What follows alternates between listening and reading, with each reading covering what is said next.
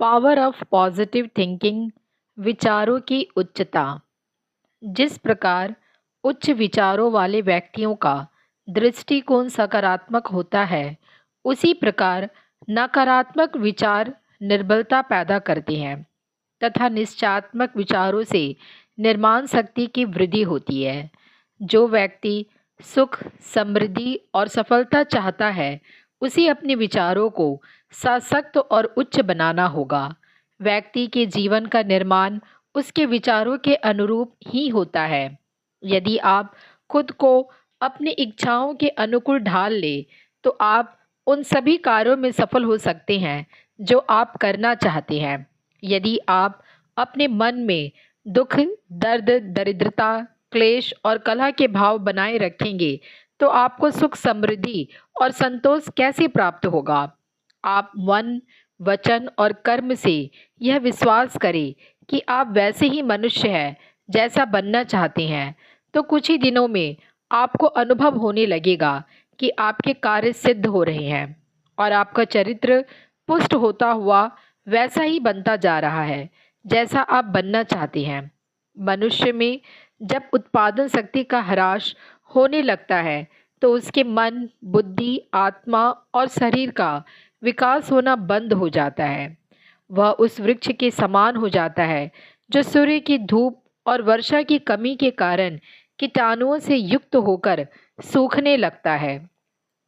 विचारों की संख्या को कोई आंक नहीं सकता। दुर्बल तो वह व्यक्ति है जो उन पर अमल करता है। जब तक आप अपने धन, समय और विचारों का उचित प्रबंधन करना नहीं सीखेंगे, तब तक आप कोई भी महत्वपूर्ण चीज हासिल नहीं कर पाएंगे। आप जहाँ हैं और जो हैं, विचार की आदतों की वजह से हैं। आपके जीवन की एकमात्र परिस्थिति आपके विचार की आदत है, जिस पर आपका पूरा नियंत्रण है। जीवन का यह गहन तथ्य है, क्योंकि इससे यह सिद्ध होता है कि परमात्मा इस महान अधिकार की आवश्यकता को समझता था। यदि ऐसा ना होता, तो उन्होंने इसे जीवन की वह एकमात्र परिस्थिति बनाया होता जिसे हम पूरी तरह नियंत्रित कर सकते हैं।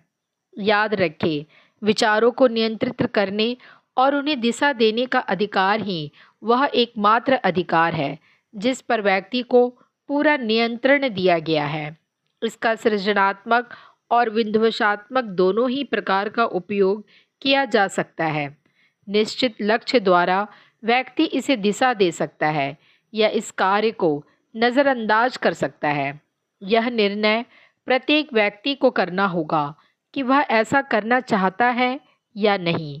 इस महान अधिकार का सही उपयोग केवल आत्म अनुशासन द्वारा ही हो सकता है। आत्म अनुशासन वह सिद्धांत है जिसके द्वारा व्यक्ति अपने विचार तंत्रों को इस प्रकार आकार दे सकता है ताकि वे उसके लक्ष्यों और उद्देश्यों के सामंजस्य में हो। इस अधिकार के साथ एक भारी जिम्मेदारी भी आती है, क्योंकि इसी से किसी सीमा तक यह तय होता है कि व्यक्ति अपने जीवन में कितनी ऊंचाइयों पर पहुंचेगा। यदि परमात्मा द्वारा प्रेषित इस अधिकार को नज़रअंदाज किया जाता है, यदि व्यक्ति निश्चित लक्ष्यों की तरफ ले जाने वाली आदतें नहीं डालता है, तो जीवन की परिस्थितियां जो व्यक्ति के नियंत्रण से बाहर होती है, अपना काम करेगी और इसका प्रभाव प्राय बहुत खराब होता है। प्रत्येक व्यक्ति में बहुत सी आदतें होती है। कुछ आदतें तो हम स्वयं डालते हैं और कुछ अपने आप डल जाती है। ये आदतें भय, शंका, चिंता, तनाव, लोभ, अंधविश्वास, ईर्ष्या और घृणा के कारण डालती है। आत्म अनुशासन ही वह एकमात्र साधन है जिसके द्वारा व्यक्ति विचार की अपनी आदतों को नियंत्रित और निर्देशित कर सकता है। आप उच्च विचार की इच्छित आदतें डाल सकते हैं ताकि वे आपको अपने इच्छित लक्ष्य की ओर ले जाएं, या फिर आप जीवन की नियंत्रित ना हो सकने वाली परिस्थितियों को आदतें डालने दे सकते हैं जो आपको असफलता की ओर ले जाएगी। यदि आप अपने मस्तिष्क को केवल अपने इच्छित चीज पर केंद्रित रखेंगे, तो आपको वह चीज़ मिल जाएगी। और यदि आप मस्तिष्क को अनिश्चित चीज़ों पर केंद्रित रखेंगे तो निश्चित रूप से आपको वो ही चीज़ें मिलेगी। आपके विचार की आदतें आपके मस्तिष्क के आहार से विकसित होती है। यह उतना ही निश्चित है जितना यह कि दिन के बाद रात्रि होती है। आप अपने मस्तिष्क का पूरा नियंत्रण अपने हाथ में ले लें और अपनी इच्छा को पूरी सख्ती से बाहर आने दें। आपको मस्तिष्क इसलिए मिला है कि यह एक दास के समान आपकी इच्छाओं को पूर्ण करे। आपकी इच्छा और सहमति के बिना कोई भी इसमें प्रवेश नहीं कर सकता और ना ही इसे प्रभावित कर सकता। जब आपको परेशान करने वाली परिस्थितियां सामने आए और आपके नियंत्रण से बाहर हो, तो इस बात का ध्यान रखें कि जब भय, शंका और चिंता आपके बेडरूम में आकर कब्जा जमा ले या धन संपदा के स्थान पर निर्धनता का भय आपके मस्तिष्क पर हावी हो जाए, तब आत्म अनुशासन ही एकमात्र ऐसा माध्यम है जिसके द्वारा व्यक्ति अपने मस्तिष्क पर पूरा नियंत्रण कर सकता है। यूं मनुष्य के मस्तिष्क की संभावित शक्तियां समझ से परे है, इसलिए मनुष्य पूरी तरह से समझ नहीं पाया है कि इस शक्तियों का प्रयोग करके वह अपना भाग्य बना सकता है या उन्हें नज़रअंदाज कर सकता है। हर तरह के विचार में, चाहे यह सकारात्मक हो या नकारात्मक, अच्छा हो या बुरा, सही हो या गलत, इसका भौतिक स्वरूप छिपा होता है। यह निश्चित लक्ष्य प्राप्त करने की योजनाओं और साधनों को प्रेरणा देता है, जिनके द्वारा तर्कपूर्ण और स्वाभाविक माध्यमों से इस भौतिक स्वरूप को साकार किया जा सकता है। जब कोई विचार आदत बन जाता है, तो अवचेतन मस्तिष्क उपलब्ध साधनों की सहायता से इसे इसके तार्किक परिणाम तक पहुंचाता है। यह बात पूरी तरह सच नहीं है कि विचार ही वस्तु है, लेकिन यह सच है कि विचारों से ही हर वस्तु बनती है और हर वस्तु हूबहू उस विचार के अनुरूप होती है जिसके अनुसार उसे बनाया गया है। कुछ लोगों का एक सा मानना है कि व्यक्ति हर विचार कंपनी की अनंत श्रृंखला से प्रारंभ होता है, जिससे व्यक्ति उस विचार को आगे बढ़ाता है। हम केवल विचार का भौतिक प्रतिबिंब हैं, जिसे असीम बुद्धि द्वारा गतिमान किया गया है तथा साकार किया गया है।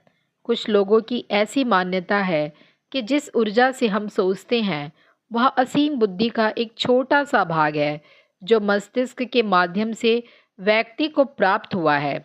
इस मान्यता के विपरीत कोई भी विचार सही सिद्ध नहीं हुआ है। वस्तुतः आत्म अनुशासन के प्रयोग द्वारा विचार को इच्छित लक्ष्य की दिशा में बढ़ने के लिए प्रभावित किया जा सकता है, नियंत्रित किया जा सकता है और निर्देशित भी किया जा सकता है। उच्चतम शिखर को पहुंचने के लिए आवश्यक आदतें डालकर हम किसी भी विचार को साकार कर सकते हैं। अवचेतन मस्तिष्क की सहायता से विचार शक्ति का शरीर की हर कोशिका पर नियंत्रण होता है।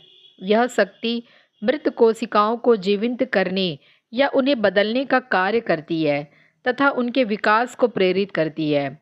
मनुष्य की समस्त उपलब्धियां विचार के रूप में शुरू हुई है, फिर उन योजनाओं, लक्ष्यों और उद्देश्यों में व्यवस्थित करके शारीरिक कर्म में स्थित किया जाता है। व्यक्ति के अधिकांश विचार सटीक नहीं होते क्योंकि वे व्यक्तिगत राय से प्रेरित होते हैं, तथ्यों द्वारा उनकी जांच नहीं की जा सकती, या फिर वे विचार पूर्वाग्रह, भय या भावनात्मक रोमांच का परिणाम होते हैं जिसमें तर्क शक्ति को संशोधन करने का कोई अवसर नहीं दिया जाता है अथवा बहुत कम अवसर दिया जाता है। सटीक चिंतन का पहला कदम तथ्यों की कल्पना व अफवाहों को विभक्त करना है। तथ्यों की पुष्टि करने के बाद दूसरा कदम है उन्हें दो श्रेणियों में विभाजित करना, जो महत्वपूर्ण या महत्वहीन है। हर वह तथ्य महत्वपूर्ण है जिसके प्रयोग से व्यक्ति को अपने प्रमुख लक्ष्य को पाने में सहायता मिलती है, जो किसी बड़े लक्ष्य की ओर ले जाता हो। शेष सभी तथ्य तुलनात्मक दृष्टि से महत्वहीन हैं।